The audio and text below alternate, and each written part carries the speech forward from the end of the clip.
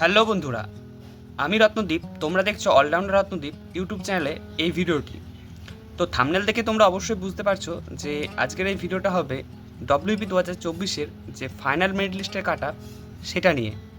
তো এই ভিডিওতে ছেলেদের এবং মেয়েদের জেনারেল অর্থাৎ ইউআর, ওবিসি, এ, বি, এসসি, এসটি এবং ইডব্লিউএস এর কাট আপ নিয়ে আজকের এই ভিডিও হবে। তো তোমরা ভিডিওটা শেষ পর্যন্ত দেখতে থাকো। এটি মাঠের যে কাট আপ গিয়েছিল সেই লিস্ট, এর উপর আমি ইন্টারভিউ স্কোরটা অ্যাড করছি এবং ফাইনাল মেরিট লিস্ট কত যেতে পারে সেটা আলোচনা করছি। প্রথমে দেখো আনরিজার্ভডের ইউআর ক্ষেত্রে মাঠের কাট আপ গিয়েছিল 48.50।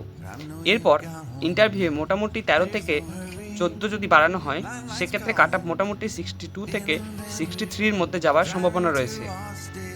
এরপর মেয়েদের ক্ষেত্রে 36 গিয়েছিল এবং 12 থেকে প্লাস 12-13 করলে এর কাট আপ মোটামুটি 48 থেকে 49 এর মধ্যে যাওয়ার সম্ভাবনা রয়েছে। এরপর EC, NVF, Hg, ex serviceman, CV, MSP এর ক্ষেত্রে কাট আপ গিয়েছিল 42। এর পাশাপাশি 12 বা 13 যোগ করলে এর কাট আপ দাঁড়াবে কিন্তু 44 থেকে 45। তো মেয়েদের ক্ষেত্রে 39 গিয়েছিল, তো এর সঙ্গে 10 যোগ করলে হবে 39.50। এরপর আসি ইডব্লিউএস এর ক্ষেত্রে। ছেলেদের কিন্তু কাট আপটা খুবই কম গিয়েছিল 28। তো সেক্ষেত্রে কিন্তু অনেকটাই বাড়ার সম্ভাবনা রয়েছে। মোটামুটি তুমি দেখবে 18 থেকে 19 বেড়ে সংখ্যাটা দাঁড়াবে কিন্তু 46 থেকে 47। ইডব্লিউএস এর ক্ষেত্রে ছেলেদের একটু কাট আপটা বেশি যাবে কারণ অনেকেই ইউআরএ সিলেক্ট হয়ে আছে। এরপর মেয়েদের ক্ষেত্রে কাট আপ গিয়েছিল 12। তো সেটা মোটামুটি 13 থেকে 14 বাড়লে মোটামুটি দাঁড়াবে কিন্তু 25 থেকে 6। মেয়েদের ক্ষেত্রে খুব বেশি ইডব্লিউএস এর কাট আপ যাবে না। এরপর ইসির ক্ষেত্রেও মোটামুটি তোমরা 15 বাড়াতে পারো এবং মেয়েদের ক্ষেত্রেও 10-12 অবশ্যই বাড়বে এগুলো। এরপর আসি এসসির ক্ষেত্রে। এসসির ক্ষেত্রে ছেলেদের কাট আপ গিয়েছিল 39.25। এর পরবর্তীতে ইন্টারভিউয়ের 14 থেকে 15 বাড়ালে অবশ্যই কাট আপটা দাঁড়াবে 54 থেকে 55। এর মধ্যেই কিন্তু এসসির কাট আপ থাকবে এবং মেয়েদের এসসির ক্ষেত্রে কাট আপ গিয়েছিল 26.5। এরপর মোটামুটি 13 থেকে 14 ইন্টারভিউ স্কোর যোগ করলে হবে সংখ্যাটা 38 থেকে 39।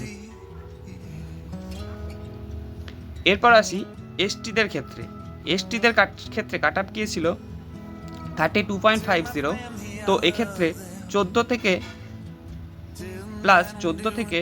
16 এইটা করলে কিন্তু এসটিদের ক্ষেত্রে কাট আপ দেখা যাবে যে 48 থেকে 49 বা 50। ঠিক আছে, এসটিদের ক্ষেত্রে মোটামুটি 48 থেকে 50-র মধ্যে কাট আপ যেতে পারে। আর মেয়েদের ক্ষেত্রে এসটির কাট আপ প্লাস 12-13 করলে ওই 39 থেকে 40-র মধ্যেই থাকবে এসটি মেয়েদের ক্ষেত্রে। এর পরবর্তীতে আসি ওবিসি এ এবং ওবিসি বি। তো আশা করা যায় রেজাল্ট অবশ্যই ওবিসি এ এবং বি মেনেই হবে, অর্থাৎ 17% সংরক্ষণ মেনেই হবে। তো সেক্ষেত্রে ওবিসি এর কাট আপ যেতে পারে মোটামুটি এর সঙ্গে 15 থেকে 16 বাড়বে। যে কোনো কাস্টের ক্ষেত্রে একটু সামান্য ছেলেদের কাট আপ বেশি যায় জেনারেলের তুলনায়। তো সেক্ষেত্রে 15-16 বাড়ালে মোটামুটি 56 থেকে 57-এর মধ্যে যাওয়ার প্রবল সম্ভাবনা রয়েছে। এবং মেয়েদের ক্ষেত্রে 12 থেকে 13 বাড়ালে এক্ষেত্রে 37 থেকে 38 যাবার প্রবল সম্ভাবনা রয়েছে। ওবিসি বি এর ক্ষেত্রে 41 গিয়েছিল ছেলেদের কাট আপ। তো সেক্ষেত্রে 41-এর সঙ্গে প্লাস 15 থেকে 16 করলে ওবিসি এ এর মতোই ওই 56 থেকে 57-এর মধ্যেই থাকবে ওবিসি বি এর কাট আপও। ওবিসি এ এবং বি এদের কাট আপ খুব সামান্য হলে পার্থক্য থাকবে, যেমন ধরো তোমাদের প্রিলি এক্সামে পয়েন্টের ডিফারেন্স ছিল।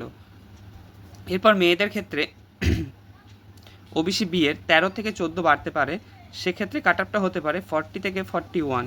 ওবিসি বি মেয়েদের ক্ষেত্রে কাট আপটা সামান্য বেশি যাবে ওবিসি এর তুলনায়। তো এই ছিল আমাদের যে ডব্লিউপির মাঠের কাট আপ এবং এর সঙ্গে ইন্টারভিউর কাট আপ যোগ করে একটা ফাইনাল যে মেরিট লিস্টের যে একটা গড় সেটা করেছি। তো তোমরা শেষ পর্যন্ত এই ভিডিওটা দেখেছো যারা, তো অসংখ্য ধন্যবাদ। আর ফাইনাল আমি একবার পুরোটা দেখিয়ে দিচ্ছি, তোমরা দেখে নাও।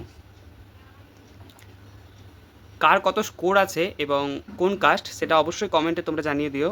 ধন্যবাদ।